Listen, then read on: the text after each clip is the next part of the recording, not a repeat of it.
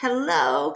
So this next video is coming as a result from Tatiana. So Tatiana, who gave me permission to share where she's from, is Eastern European, and she is getting ready to take the TOEFL test, which she's going to totally rock it. She's going to do awesome. I've been working with Tatiana for, I'd say, about 5 years now, and in my opinion, she should have taken it a lot sooner. She's gonna do amazing.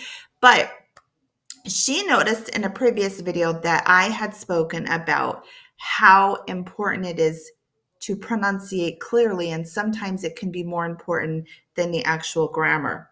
So I want to be clear. Grammar is important, it is critical, but it is more important that you are understood, that you are pronouncing letters correctly. Because the worst thing you can do is have perfect grammar but nobody understands you, and it will hurt your TOEFL scores. I guarantee it will hurt your TOEFL scores.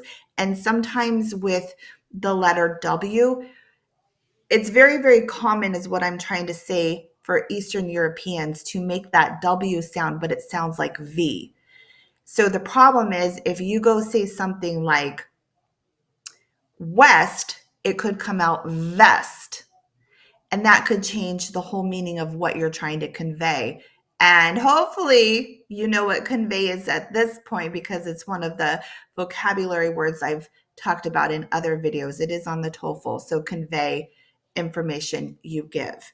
So a lot of times you'll hear Eastern Europeans say "vut," but they really mean what. We understand what they're saying when they say "vut," but what if they're saying vine, but they really mean wine?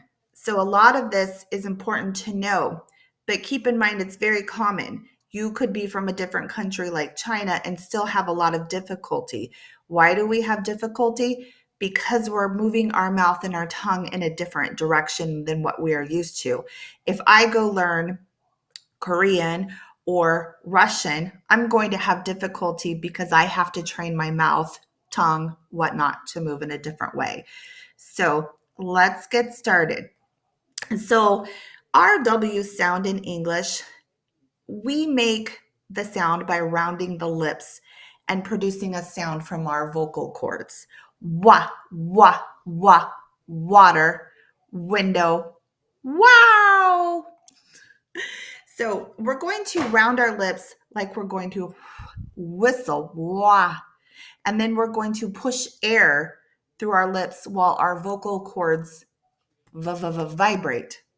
We do not want to touch our lips together like B or M sound. So, ba. I don't want to do that because then I'm making that baby sound. I also don't want to do because then I'm making that Mary sound, M sound. So let's try a few together. If you can try with me, super fantastic. So remember, round our lips together, push some air while our vocal cords make some sounds here. Wah, wah, wah, wah, wah, wah, wah, win. Wah, wah, wah, wah, wah, wah, wah, west. Wah, wah, wah, wah, wah, wah, wah, whale. All right. Water, walk, wind, window, welcome, why, where, when. So some great words for you to practice. So when you start practicing, think of it like a sports game. You know, when you learn, let's say, for example, basketball, you learn how to dribble the ball, which means bounce it. Then you're going to learn another step. You learn all of these steps before you actually learn how to play the whole game. You can't skip steps or you won't really know how to play basketball.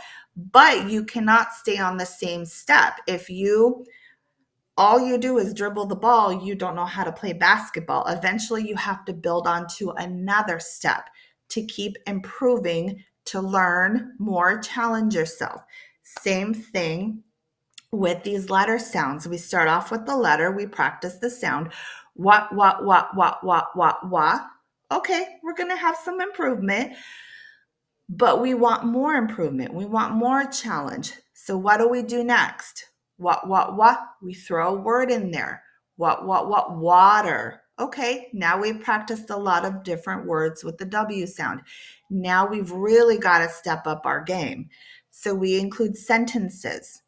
Why is the window open? We will walk to the west side. When will we watch the whale? Wendy wants warm water. So now I'm really doubling my game. I'm really practicing that W sound. So the W and the V, they're always confused. And it's people learning the English language. They sound similar. West, vest, west, vest. But there is a difference in how we move our mouth.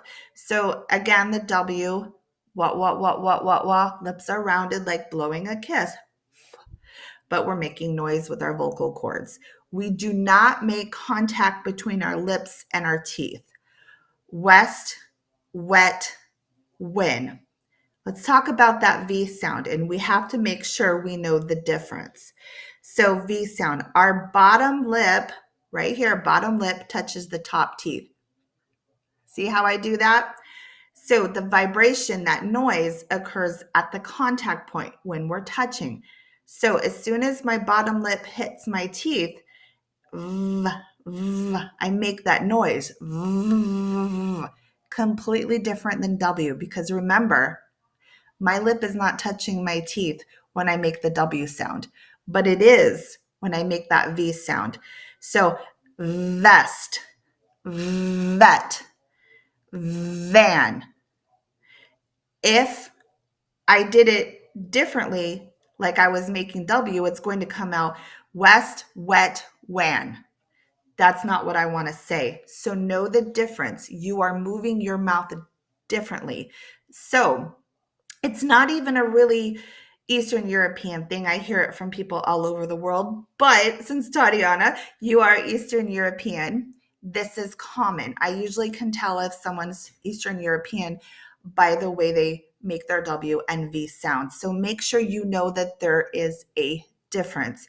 It will greatly help you out with conversation, and it will really, really help you out with your TOEFL or even IELTS, whatever exam you are taking. So know the difference. Please reach out to me anytime with questions or concerns. And everybody give a big clap to Tatiana, because she's going to rock this TOEFL, and I can't wait to hear about it. All right. Bye. Have a good day.